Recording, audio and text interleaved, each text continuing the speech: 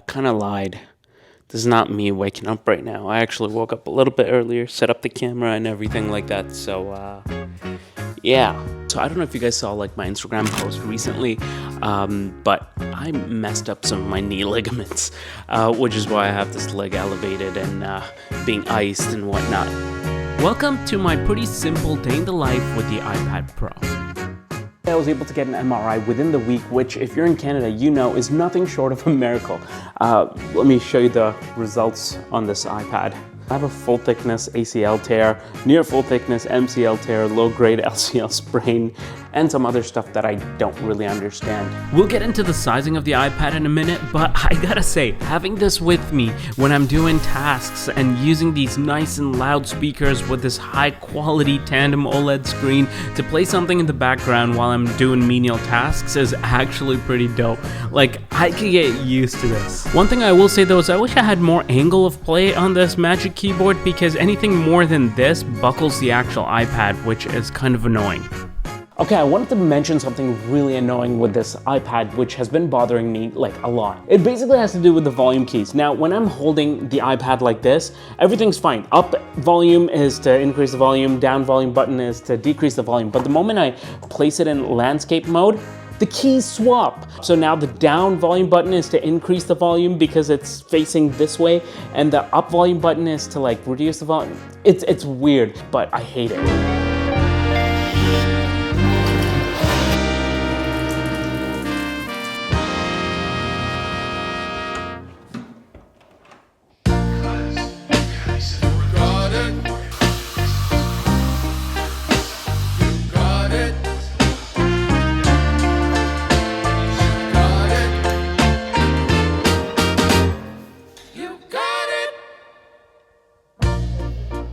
I know sometimes life can be tough,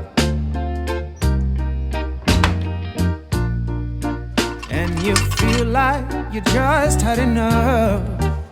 I got into work a little bit late today because I was up till 2 a.m. last night working. I had a meeting coming up with a potential client, so I popped open the iPad, checked the time, and I realized I had to go through some of their content brief before the meeting, and the iPad was perfect for this. I love how it's magnetically attached, so I can just easily take it off whenever I'd like. Going through documents on this thing is an absolute joy. I really think sometimes how incredible tech has gotten. It's actually quite surreal how I'm holding such a thin and light slab of glass with dual OLED displays, incredible quality, and an M4 chip. Like, what? How insane is that?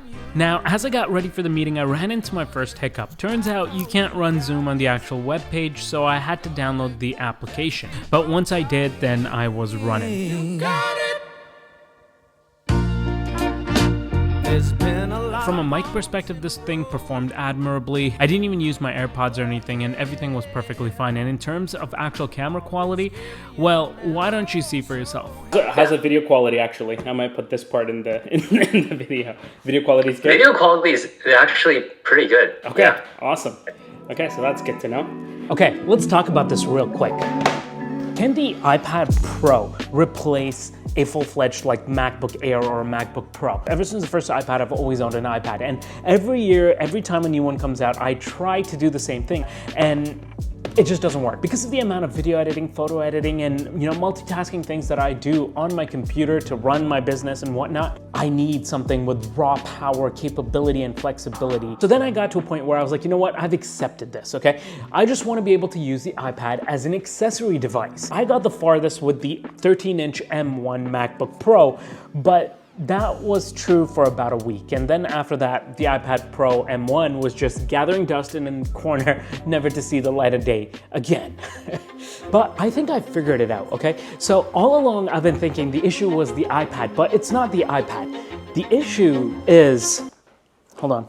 Give me a second, that was anticlimactic. The issue is the size of the iPad, because ever since the start, I've always opted for the larger sized iPad Pros. I have this MacBook Pro, or like even the MacBook Air, and this thing is like pretty much like the same size as that for the most part, like 14-inch screen, 13-inch screen, and like size and weight. If I was to take this with like my Magic Keyboard, you're pretty much looking at the same weight and size almost.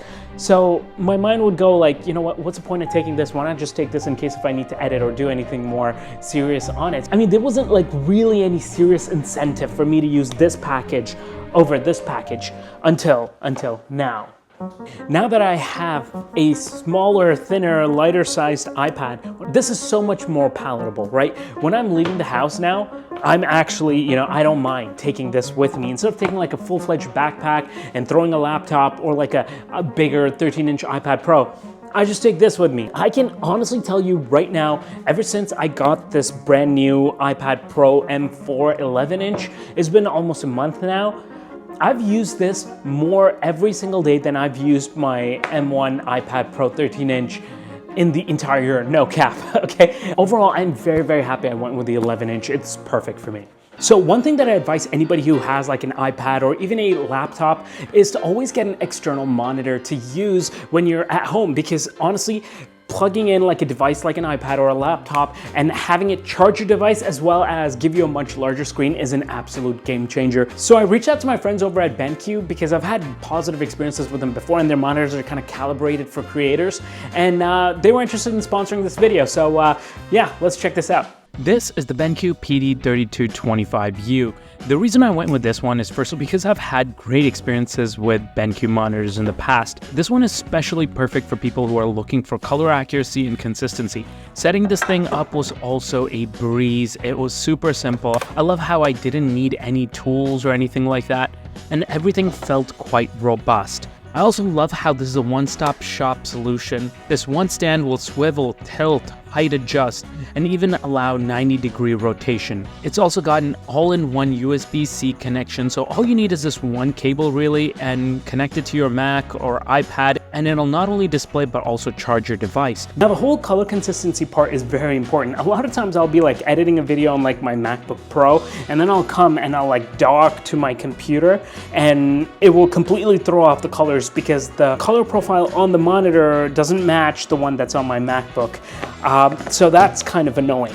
However, the good thing is this monitor has something called M mode, which is like a MacBook mode, and it'll basically match the color profile of your MacBook Pro. The monitor also comes with this neat little puck which you can use to control brightness or even the color space. And a really neat touch is it comes factory calibrated for color accuracy, and they even provide you the results. All in all, if you're in the market for a monitor, this is a solid option for the money, coming in at just over $1,000. And if you're interested in picking one up, I'll have it linked in the description down below.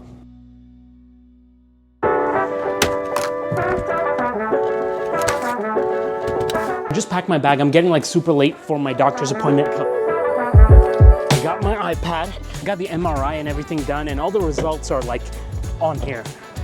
Okay.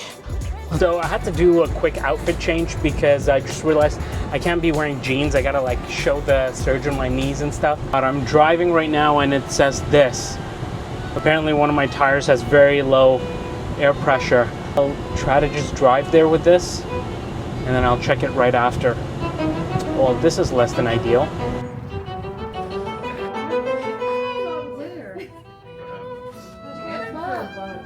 The doctor's office. Now this is another location where I wouldn't really want to take a backpack and a laptop with me. The laptop feels a little too committed. Whereas the 11-inch iPad Pro, super inconspicuous, love the size, absolutely plausible. In fact, throughout this month, I've been in several different situations like doctor's waiting rooms, hospital rooms, license renewals, and all of them in which I've been super grateful for the iPad Pro. This is also another reason why I like getting cellular connection on my iPads, because the laptops don't even have that ability, and I really prefer that experience rather than having to tether every single time. But if you look closely, there is an issue with the iPad Pro here, and that is lapability. I'm struggling here to try to find the right position to hold the iPad in, and that can get a little bit annoying.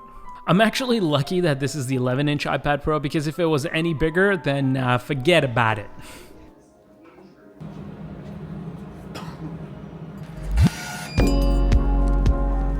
What to do now? I'm a little confused. Do I do surgery or not?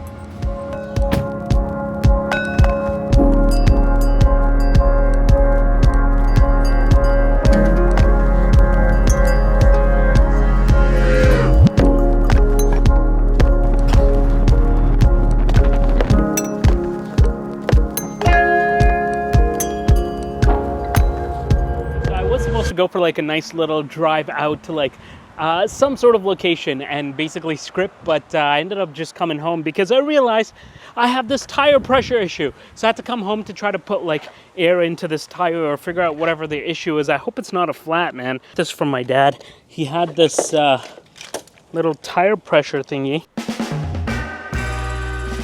Looks like it's not too bad of a puncture. They should be able to patch this up, I think. Puts a hamper in all my plants. For the past 2 weeks, I've been using the Nano Texture iPad, and you can tell just by the way that the light is reflecting off of here. It looks really nice. I gotta tell you, I don't know what it is. This matte screen is really nice. It literally feels like 5 times more premium when I'm using this. It feels like a completely different iPad Pro experience. Okay, so recently we had this like little thing, little incident where I came out of my studio and I randomly found 7 to 8 skunks, like baby skunks, roaming around on our property. We've started naming them. One is called like Stinky Jamal. That's the one that keeps showing up here quite often. What is it doing in there? Yeah, you can see the tail.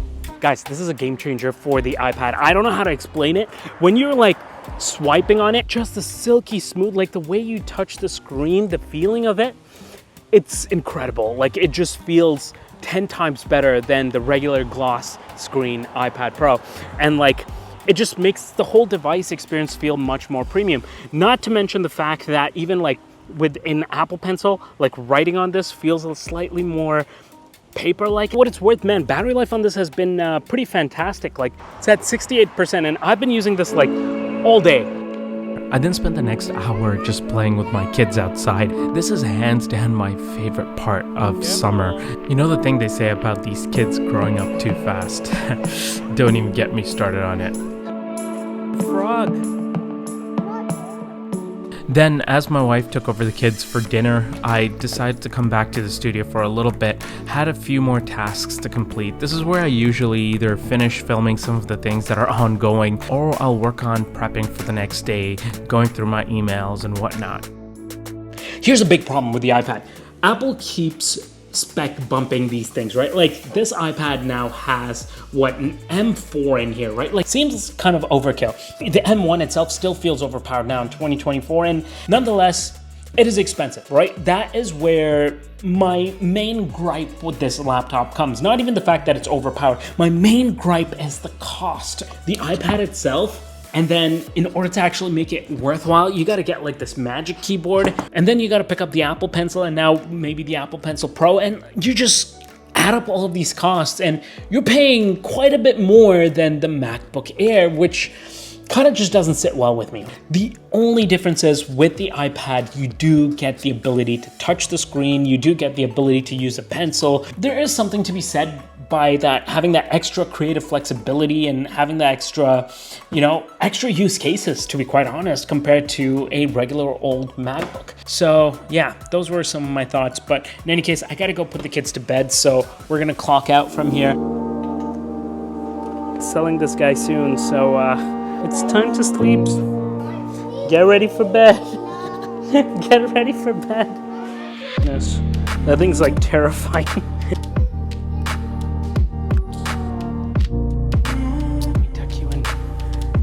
Buddy. It's raining outside. My goodness, the feeling when the kids are finally gone to bed, it literally feels like you can do anything you want now. So much more freedom. I finally sat down to get a break throughout the entire day, watched a little bit of YouTube, caught up on some videos that I wanted to watch, and then I realized I need to get started on this thumbnail, so I started to sketch some examples. It's really cool to have this Apple Pencil Pro available anytime you need to literally just jot down any sketches or take quick notes, and this whole pinch shortcut with the new Apple Pencil Pro, my goodness, so clutch. And then the wife and I hung out for a couple hours. We watched a show called Dark, which is absolutely insane. And then we headed to bed. Now, after my family goes to bed, I usually spend about an hour or so in bed, basically catching up and prepping for the next day, going through all my emails, etc. 12:47 right now. Battery life on the iPad Pro, 55% after a full day's usage. That actually gets a thumbs up. Thank you so much for watching. If you like this video, check out either this one or this one here, and I'll see you guys there. Peace.